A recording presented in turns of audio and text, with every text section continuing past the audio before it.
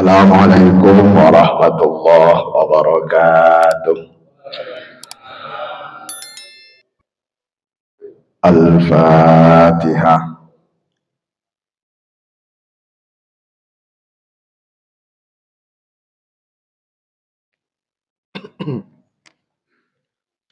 Bismillahirrahmanirrahim. Alhamdulillahi rabbil alamin.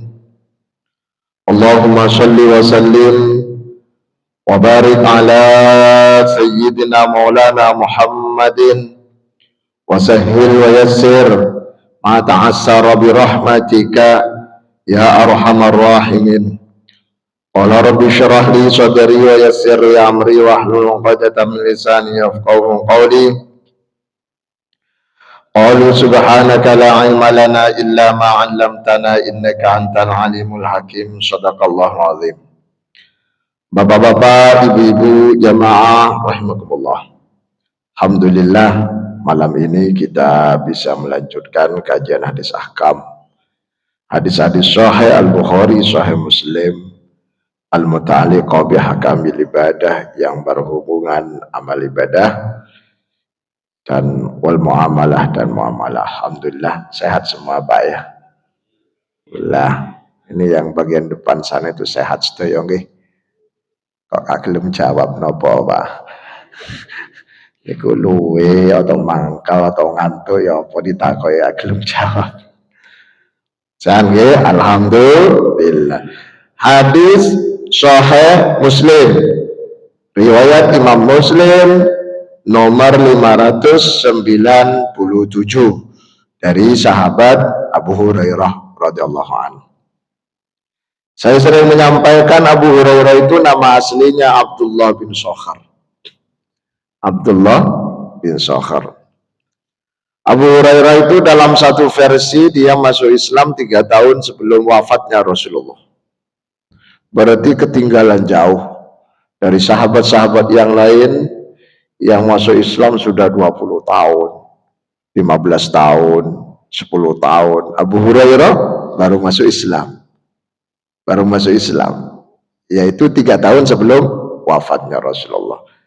Tapi beliau sadar kalau dirinya itu tertinggal banyak pelajaran, tertinggal pengetahuan banyak tentang syariat dari sahabat-sahabat dan umat Islam yang lain. Oleh karena itu Abdullah bin Sakhar sebagai seorang pendatang baru, dia memutuskan untuk tinggal di masjid, nginep di masjid. Makanya sahabat-sahabat yang tinggal di masjid, saya dulu tinggal di masjid waktu di Maroko, di Afrika, di masjid. Padahal sudah ditempatkan, mahasiswa yang beasiswa kan sudah ada tempatnya. Saya tinggalnya di masjid. Niru ini banyak Abu Hurairah di sini berarti.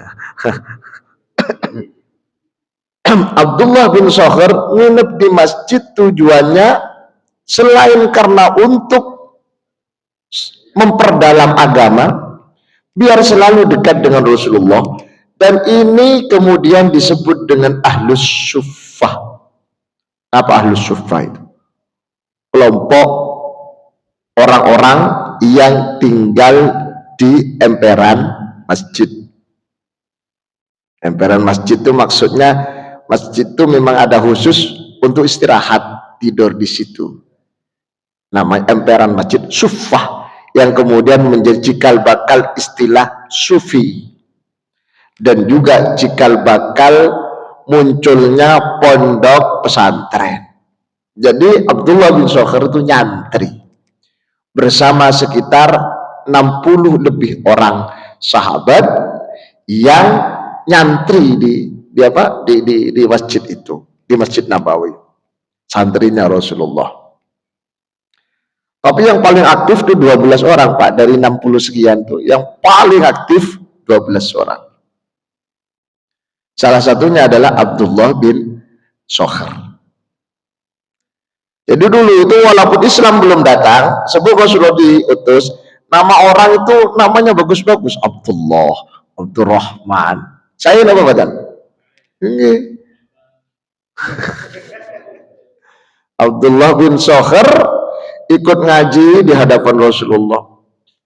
Satu saat ketika Rasulullah pengajian, taklim, mengajarkan, tiba-tiba di dalam sakunya atau di balik sakunya Abdullah bin Soher terdengar suara kucing.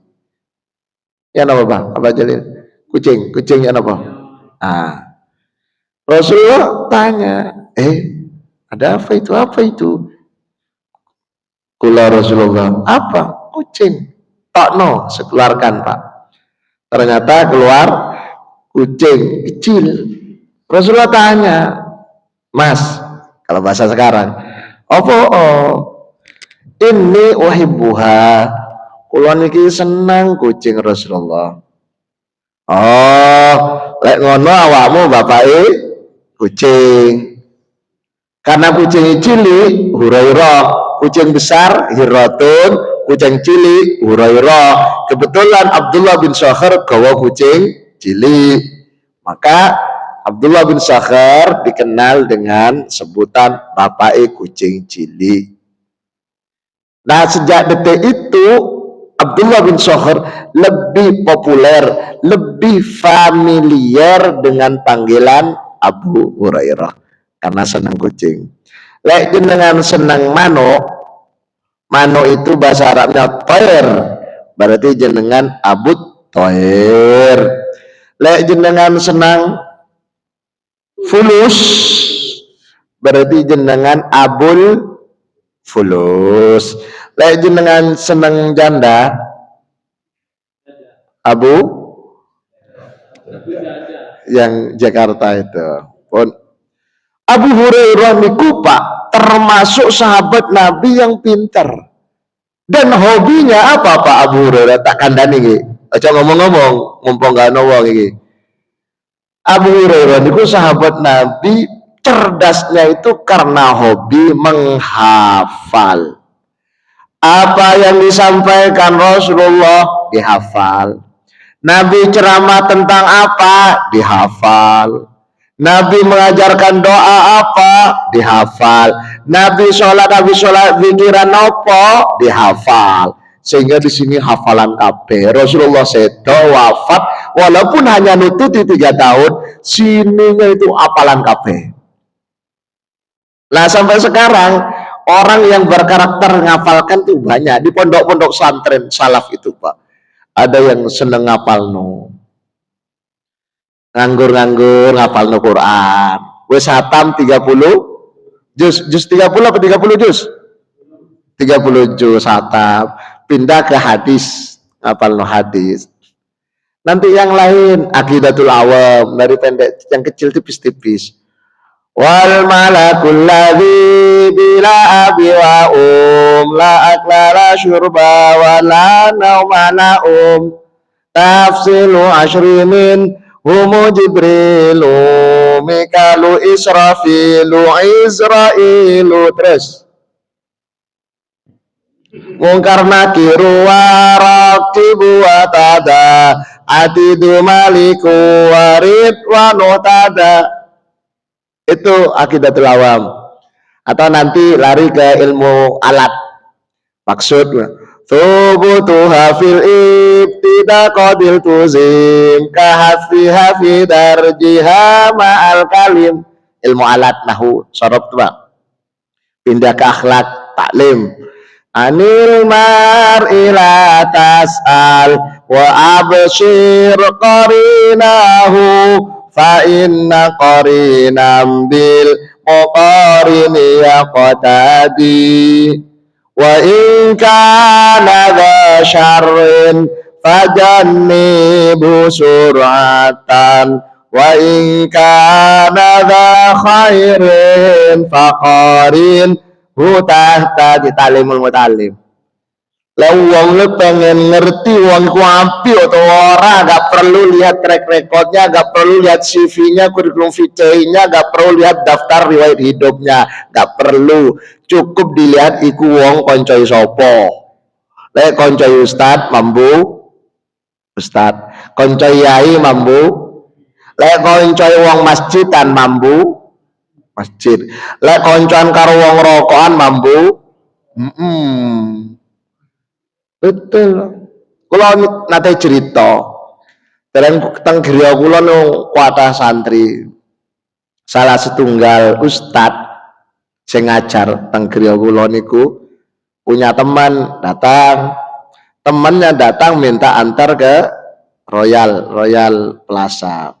Wong namanya tamu diantar oleh ustadz yang ngajar di tempat saya. Ternyata nyampe di parkiran, tamunya itu ngambil helm yang mahal. Kan ada helm yang mahal. Kena CCTV.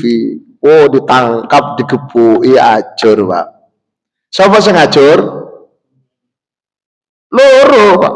Koncoe lan ustadz sing ngajar niku dianggap komplotan. Gara-gara koncoan karo maling, mambu maling. Ya Allah. Pun Abu Hurairah itu seneng ngapal no, sehingga pinter Pak. Ada sahabat yang tidak senang ngapalkan Pak, tapi seneng nyatet. Ini Pak sapa jenenge? Pak jenengan asmai sinten? Awan Munawir. Ada sahabat namanya Abdullah bin Abbas. Ibnu Abbas senengnya nyatet. Apa yang disampaikan Rasulullah dicatat. Doa apa yang disampaikan Rasulullah dicatat. Jadi catatannya numpuk sampai kertas entek. Sampai enggak duwe buku tak kok kertas. Sampai entek. Tapi nanti lama-lama juga dihafal, diwaca bulan-bulan. Biyen wonten niku Pak. Ada dua model wong jadi pinter biyen ngapal nolan nulis. Termasuk pondok-pondok pesantren salaf biyen. Lek samangke ada satu lagi modelnya Pak. Gak seneng ngapal no, gak seneng nulis, rekam. Direkam. Mangke santai-santai disetel ulang ngeten nggih. Lah. Tapi hasilnya sing sip nu loro niku ngapal no utawa catet. Jadi kalau ngapal lu nanti al-ilmu fis sudur, ilmunya dicocok dalam batinnya ilmu semua. Kalau nyatat al-ilmu fis sutur, sutur itu kertas. Kalau sudur hati, badhe ngapal no, sutur kertas. Jadi ada masalah atau doa sing anu tinggal membukanya. Nanti lama-lama disebut dengan manuskrip yang sekarang itu yang viral. Mana manuskrip? Manuskrip itulah masalah nasab itu Pak. Jangan coba melo-melo Pak masalah nasab Pak. Carno ngaku turunane sapa ae Carno. Pokoke kelakone api ilmune bagus sip. Nggih, jenengan ngerti Abu Jahal? Nggih. Abu Jahal. Ngerti teng pundi? Abu Jahal. Kenal? Oh, kenal. Tahu dalam sejarah maksudnya. Abu Jahal orang yang paling jahat Pak. Punya anak namanya Ikrimah. Sahabat Nabi yang dekat dengan Rasulullah. Rasulullah percaya sampai dia diangkat menjadi panglima perang. Perang Mu'tah kalau nggak salah. Ikrimah. Ikrimah inilah orang yang pertama kali mencium mushaf, mencium Al-Quran selesai baca. Shadaqallahul azim.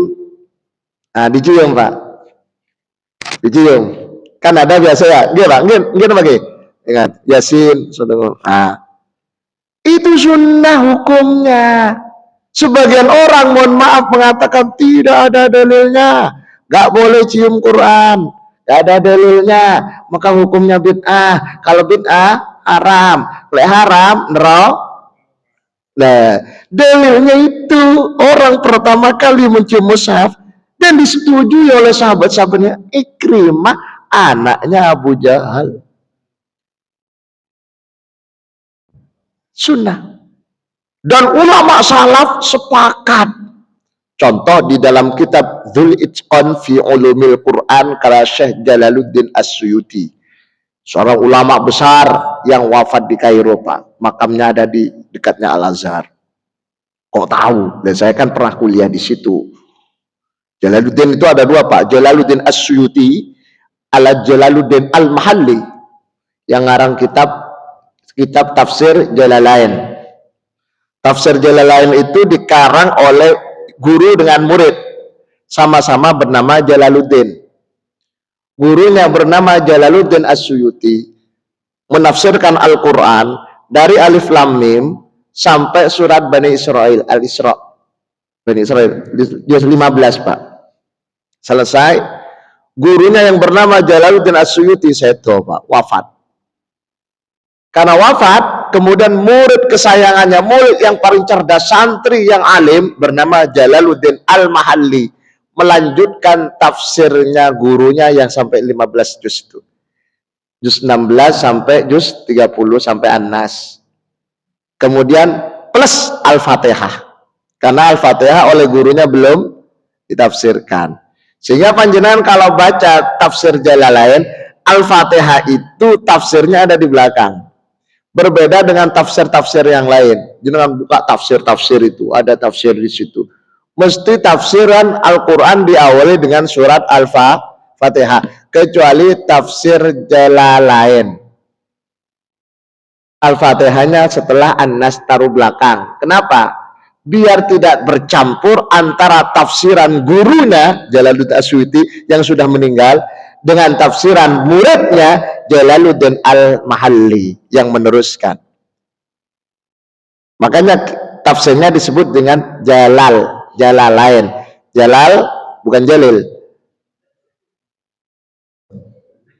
Jalaluddin, Jalal itu satu, kalau dua Jalalain. Bangku satu maktabun, kalau dua maktaben. Masjidun satu, kalau dua masjidain. Zaujatun istri satu, kalau dua zaujatain. Kok menang kabeh? Wedi ta. Enggak, ini bahasa. Ibnu Abbas, sahabat Abdullah bin Abbas itu senangnya nyatat sehingga menjadi cerdas. Dan ini model semacam ini di pondok-pondok masih sampai sekarang, Pak. Ada model ketiga sahabat yang alim, pintar, paham syariat, tidak dengan menghafal, tidak dengan mencatat, tapi dengan ngawula, ngadam. Jadi hadam, apa hadam? Ngawula, bantu.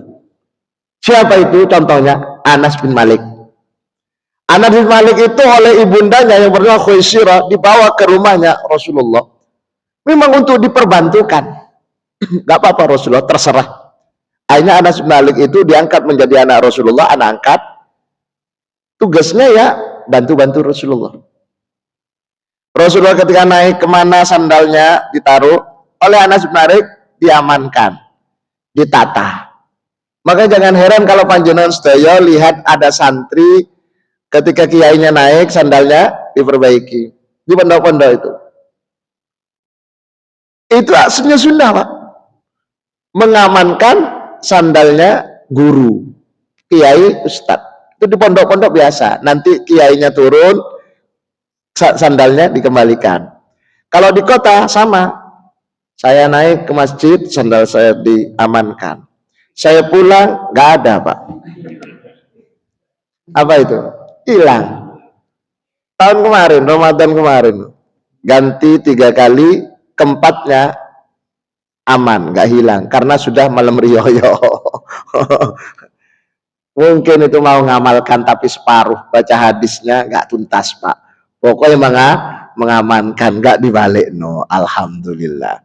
Untuk ada istri saya, Pak. Nggak popo berarti cocok. Jangan aja ngamuk, Pak. Ikhlas. Makanya semboyan dari Kementerian Agama itu ikhlas beramal. Itu ikhlas. Orang beriman itu gak pernah marah. Jelas atau jelas? Kula balik nih, orang beriman itu tidak pernah marah, tidak pernah kecewa, tidak pernah menyesal. Oh, marah itu bandok. Jadi orang ngamuan berarti keimanannya dipertanyakan. Rasulullah kata sahabat, tolong kasih nasihat. Saya sebagai seorang mukmin, seorang muslim, apa nasihatnya Rasulullah? Di bolan baleni ping 3. La taghdab, ojo ngamuan. Napa malih Rasulullah? La taghdab, ojo ngamuan. Napa malih Rasulullah? La taghdab, ojo ngamuan. Dadi wong ojo ngamuan. Nyun sewu, tiyang mriki enten mboten sing ngamuan? Enten. Wong teko ta. Alhamdulillah. Berarti sing teko iku gak ono sing ngamuan. Alhamdulillah, aman nggih? Aman. Pun.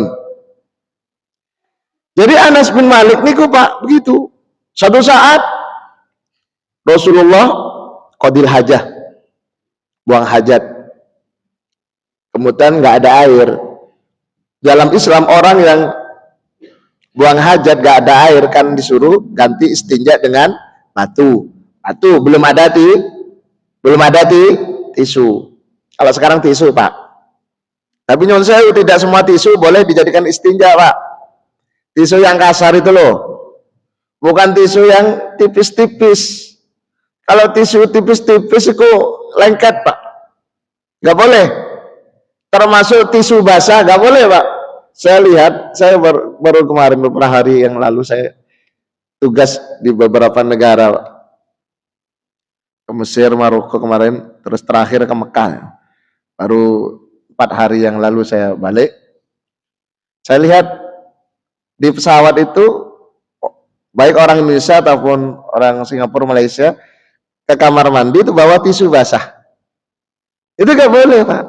Tisu basah itu tidak menyucikan, justru menjadikan najisnya semakin merata, merembet.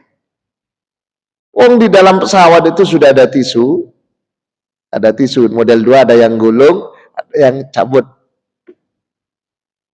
Jadi kalau nggak mau pakai air, cuma ada orang tetap pakai air Pak. Termasuk kula niku, nek dapat jatah gelas itu nggak dikuak Pak, dikuak nang kamar mandi ini, makanya tak airnya itu. Aslinya tisu itu cukup. Cukup. Nah, suatu saat Rasulullah ketika mau istinja gak ada air, maka Anas bin Malik yang bagian mencari batu. Karena memang ngelayani. Setelah Rasulullah itu, Anas bin Malik pintar, banyak pengetahuan. Ilmu apa itu? Padahal tidak menghafal, tidak menulis. Itu namanya ilmu wahbi. Al-ilmu ilman. Ilmu iku ono loro. Ilmun kasbiyun, ilmu kasab. Lopo? Kasabmu opo? Bangunan. Kasabmu opo? Beca. Kasabmu opo? Dagang. Kasabmu opo? Napa Pak? Bisnis, kasab, golek. Ilmu kasab itu mungkin menghafal, mungkin menulis. Yang kedua, ilmun wahbiyun. Ay laduniyun. Ilmu laduni. Pernah dengar Pak ya? Teng pundi? Mriki. Laduni. Wa fi laduni qalla wa fi. Orang mendapatkan ilmu laduni itu sedikit sekali, jarang Pak. Bisa jadi hanya yai karena doanya muridnya. Bisa jadi bukan anaknya yai karena pengabdian keikhlasannya. Iya Pak. Saya punya kawan Pak. Saya dulu waktu di pondok di Pasuruan Sudogiri Pak, rajin ngaji, rajin menghafal. Wapal kabeh biyen alhamdulillah. Ono kanca kula Pak, sekolah jarang-jarang. Ngapalno gak pernah hafal. Nulis males, Pak. Ngaji males, tapi bersih-bersih. Ngelayani teman-teman bagian masak, pinter Pak masak Pak. Dia bagian masak, saya bagian makan Pak. Cocok, sama-sama ikhlas. Ya kita ngasih uang, dia bagian masak. Dia setelah keluar Pak, pinter, alim, cocok ke masyarakat. Kalau saya sebutkan namanya jenengan pasti kenal orang itu, Jawa Timur, tokoh. Dulu dia gak pernah ngaji Pak, ya ngaji sih, cuma jarang.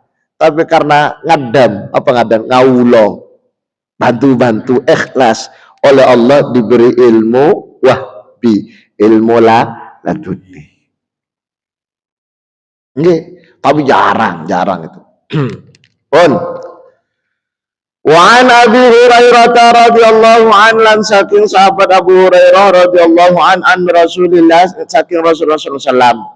Qala dawu sapa Rasulullah, man sabbahallah Man utawi sapane wong sabah iku lamun maca tasbih sapa man Allah ing Gusti Allah. Tasbih niku subhanallah, subhanallah. Dubura kulli sholatin ing dalam sawise saben-saben salat salatan wa salatina ping telu. Orang baca subhanallah, subhanallah ping telu. Baca dengan benar. Subhanallah, subhanallah. Tutup. Kan enten ya, saking cepatnya sampai kayak muni manuk. Ngono. Uang Pak, sholat niku Pak, nyun sewu Pak. Kan setiap gerakan enten bacaannya, setiap gerak ada bacaannya, termasuk ruku. Subhana rabbiyal azim. Jangankan dibaca sampai 3 kali, dibaca 1 kali pun dengan benar itu sudah mantap. Mengapa orang itu sholatnya cepat sekali, bahkan terkadang hingga kelihatan nggak pakai tumak ninah, padahal baca tasbih? Berarti bacaannya terlalu cepat atau bacaannya belum nyampe. Jadi belum ruku baru gini Pak, ngono Pak. Padahal subhana rabbiyal azim itu diwaca ketika pas nih Pak. Ngeten Pak, nggih. Ngapunten. Ini kan ruku ngeten Pak. Jadi tasbihnya itu diwaca waktu ngeten. Subhana rabbiyal. Orang banyak gini Pak, baru Allah ngono Pak. Jadi baru turun ngono. Akhirnya apa? Sholatnya tidak sempurna, tumak ninahnya enggak sempurna. Orang yang membaca tasbih subhanallah ping 33 wa hamidallah salatan wa salasina ping 33 wa kabbarallah lan takbir Allahu akbar salasan wa salasina ping 33 wa fi riwayatin ukhra dalam riwayat lain anna takbira arba'an wa salasun 34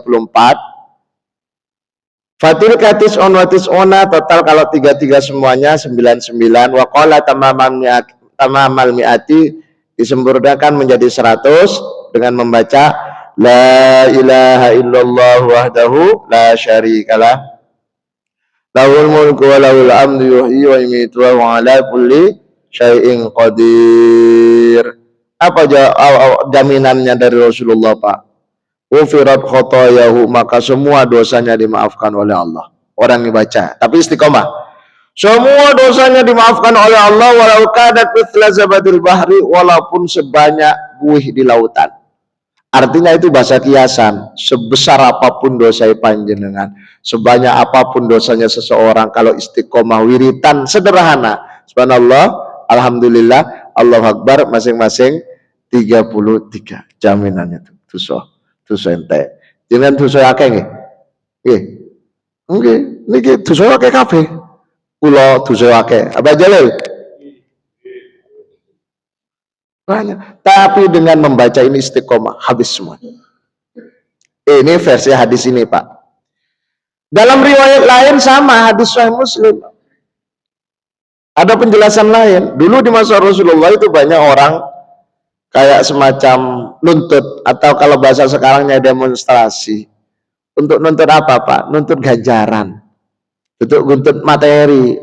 Bukan. Ibu-ibu protes pada Rasulullah. Rasulullah, enak jadi wong lanang.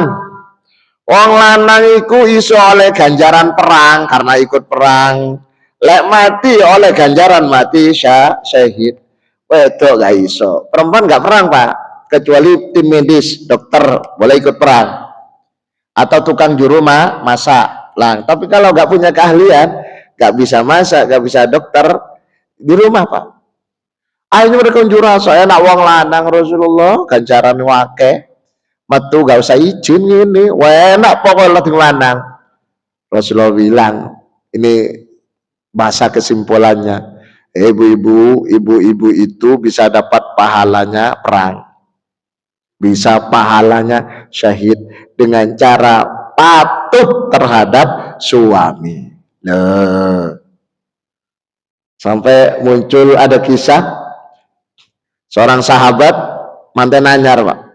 Malam pertama ternyata ada panggilan perang. Keluar, istrinya ditinggal, Pak.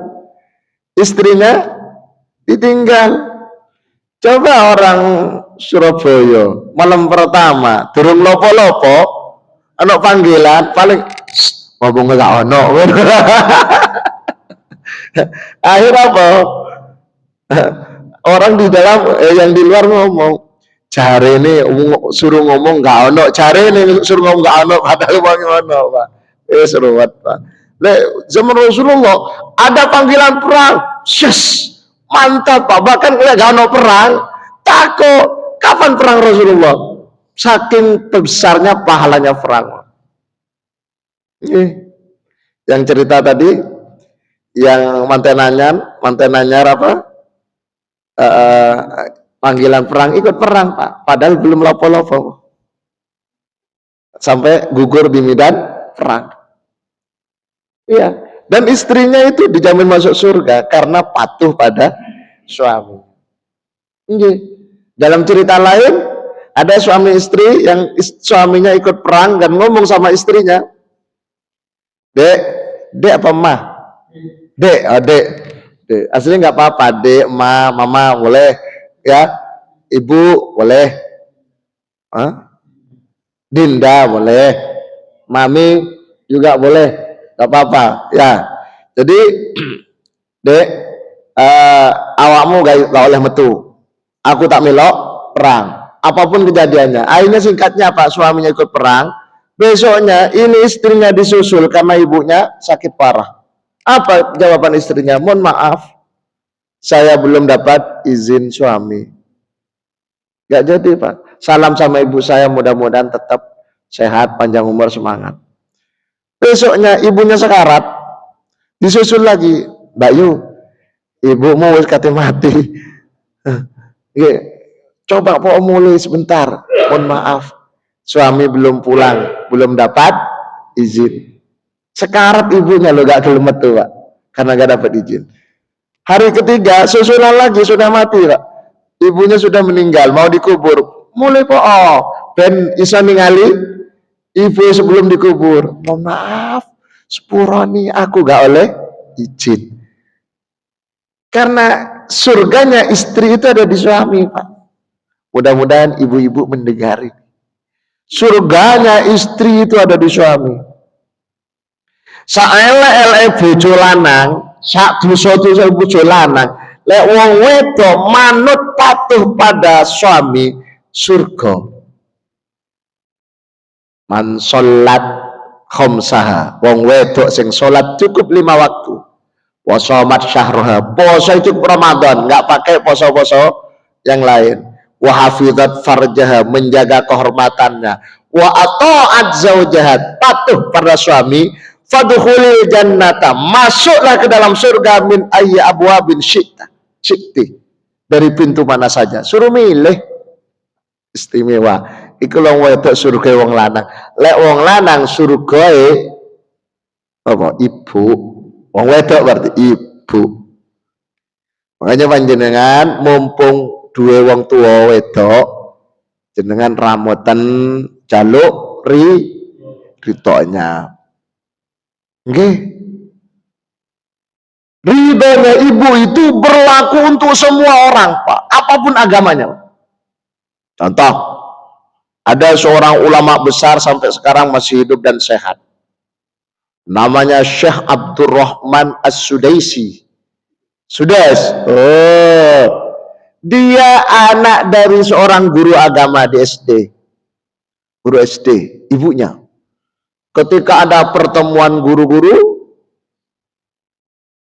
biasa di Arab itu kalau mau pertemuan hidangannya mantap, gak cukup sehari masaknya, Pak, berhari-hari untuk mempersiapkan. Daging kambing 1, onta 1. Kalau Surabaya daging diiris kecil-kecil, cerit-cerit. Sana, subhanallah. Ketika makanan sudah siap satu ruangan untuk menyambut tamu, Syekh Sudes masuk, Pak, membawa timba. Niru apa yang dilakukan ibunya. Ibunya kan bawa bumbu apa-apa kan gini, Pak, ditabur ke makanan biar lezat. Sudes ketika ibunya keluar, ambil pasir Pak, satu timba. Jadi pasirku ditabur semua makanan. Allah Akbar, ibu nangis jerit Pak, mangkel. Tapi karena ibunya seorang solehah mukminah Pak, mangkelnya tetap tertata. Aduh nak, mangkel Pak, tak dungakno nak, awakmu dadi imam Masjidil Haram. Loh, ini biografinya Sudes. Akhirnya Pak, Sudes itu jadi imam Masjidil Haram masih muda, sekarang sudah sepuh. Padahal yang lain itu menjadi imam Masjidil Haram sudah sepuh-sepuh, 30, 40, ada yang 45 dan seterusnya. Sudah masih muda, masih remaja sampai sekarang. Itu contoh orang mukmin, doanya ibunya. Yang lain Pak, contoh lain Pak, panjenengan pernah dengar Thomas Alva Edison? Kok menengah? Siapa itu? Penemu kamera, penemu lampu sing muter kamera. Ini nih Thomas Alva Edison, seorang ilmuwan profesor dari Amerika. Waktu Thomas kecil sekolah SD Pak, bulan pertama langsung dapat kiriman surat dari kepala sekolahnya. Thomas, sampaikan pada ibumu surat ini, jangan kau baca, karena memang belum baik bisa baca. Dibaca oleh ibunya. Wahai ibunda Thomas, mulai detik ini Thomas tidak perlu sekolah di tempat kami. Thomas adalah anak yang jenius. Ibunya membaca surat itu sambil menangis. Thomas adalah anak yang jenius, IQ tinggi, terlalu kecil sekolah saya untuk mendidik Thomas. Tolong didik sendiri. Ditutup Pak, disembunyikan sambil meneteskan air mata. Dipeluklah Thomas itu. Thomas bahagia karena bacaannya anak yang jenius. Allahu Akbar. Hanya dirawat, kasih motivasi sampai Thomas menjadi orang besar, profesor, penemu kamera. Ketika ibundanya Seto meninggal, Thomas bersih-bersih mencari surat yang disembunyikan itu. Thomas membaca pun berlinang air mata, meneteskan sambil nangis. Wahai ibunda Thomas, tolong mulai detik ini Thomas tidak perlu di sekolah tempat kami karena Thomas ada ketertinggalan mental, ada kelainan jiwa. Nangis, tapi ibunya gak baca itu. Ibunya berbohong demi anaknya biar tetap semangat. Ini penting Pak, dalam psikologi Pak. Ini mudah-mudahan ibu-ibu dengar. Biasanya ibu-ibu itu kalau anaknya dapat nilai 90, alhamdulillah anak mama pinter. Kalau anaknya dapat 20, 30, dasar goblok, nurun Pak. Lah mereka, buatan mereka. Padahal itu hasil berdua. Pinter gak pinter tetap anak papa, anak mama. Semestinya gak gitu Pak. Andaikan anaknya dapat 40, matematika gak gelem nyantol. Alhamdulillah, ya 40 bagus. Berbohong Pak, dulu mama 20 sekarang pinter. 40 bagus. Ojo dilokno. Oh, coba iku tambah don. Tambah kasih motivasi namanya anak itu. Enggak Pak. Anak gak naik kelas Pak. Ojo dilokno. Wah gak apa-apa. Bagus itu. Gak penting jadi orang pinter, yang bener, yang penting bener. Kan gitu Pak. Motivasi Pak. Enggak. Ini kalau saya cerita lagi Pak nanti bisa habis ya. Gak apa-apa, nanti kalau cerita gak habis, gak selesai ceritanya, potong Pak. Ada 3 mahasiswa Pak, syukuran habis lulusan. Mahasiswa yang IQ-nya tinggi saya potong Pak ya, dengan mahasiswa yang IQ-nya rendah. Selamatan Pak. Yang selamatan itu IQ-nya rendah, nilainya pas-pasan 2, sekian. Dulu 2 itu lulus Pak. Mari ngoten Pak. Datanglah yang IQ-nya tinggi itu untuk memenuhi syukuran, undangan syukuran ini. langsung dia mengatakan, kan yang IQ-nya rendah kan menjadi tuan rumahnya, mempersilakan semua tamu. Datang yang paling pinter tuh, oleh piramu, kok sampai syukuran buaya 2, 2, ayo blagu, aku lo oleh 4 itu berarti 100 Pak. 4,0 nggak pakai syukuran, nggak gaya, wak mulurai lemes Pak, digandani lemes, nggak semangat. Awalnya semangat Pak, lemes Pak, akhirnya duduk nggak semangat untuk nemui tamu. Tak lama kemudian ada temannya yang biasa gak jenius, IQ-nya rendah, tapi EQ-nya, emotional quotient-nya tinggi. Langsung, tuan rumah, ayo semangat. Iya, aku habis digojoloki nilai jelek. Berapa nilaimu? 2,2. Bagus itu. Orang sukses rata-rata nilainya jelek. Kamu sukses nanti. Semangat Pak. Jadi lututnya semula lentur, jadi semangat lagi, berdiri lagi.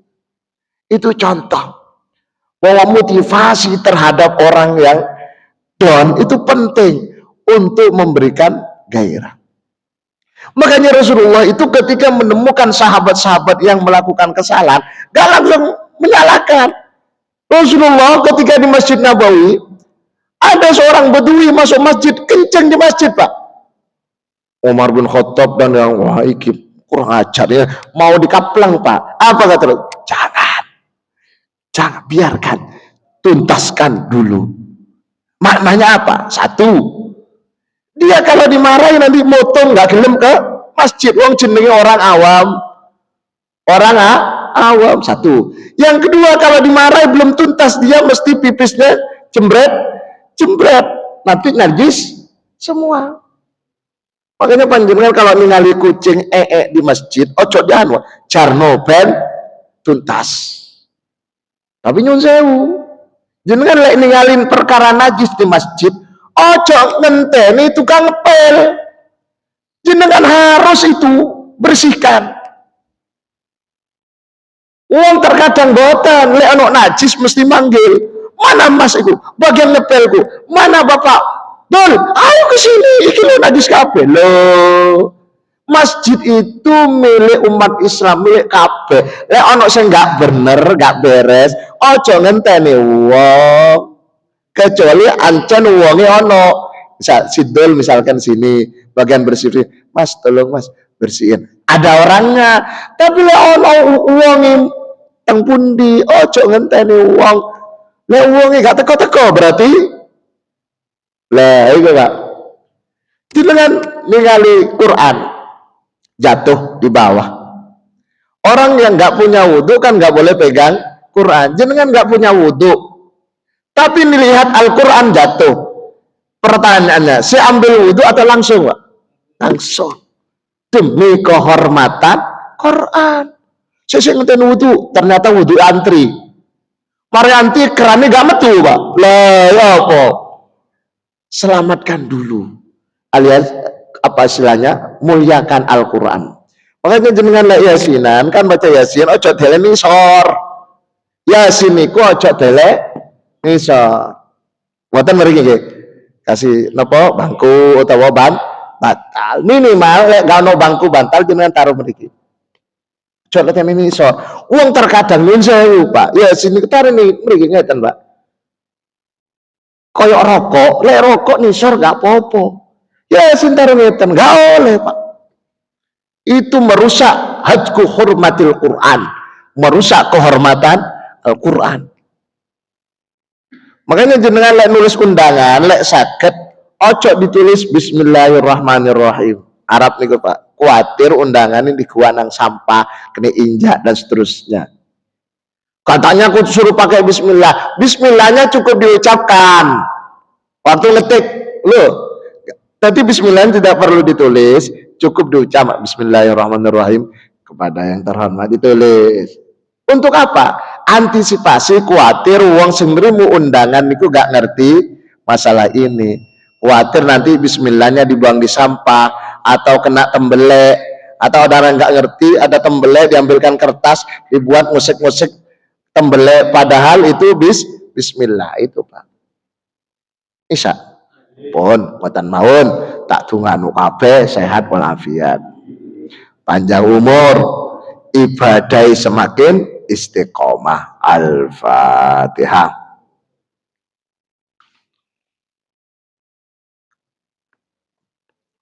Diakhiri dengan pembacaan surat Al-Asr wal Asri bersama-sama. Bismillahirrahmanirrahim. Wal asri innal insana lafi khusrin illa alladzina amanu wa 'amilus shalihati wa tawassaw bil haqqi wa tawassaw bis sabr. Subhanakallahumma bihamdika asyhadu an la ilaha illa anta astaghfiruka wa atubu ilaik. Assalamualaikum warahmatullahi wabarakatuh.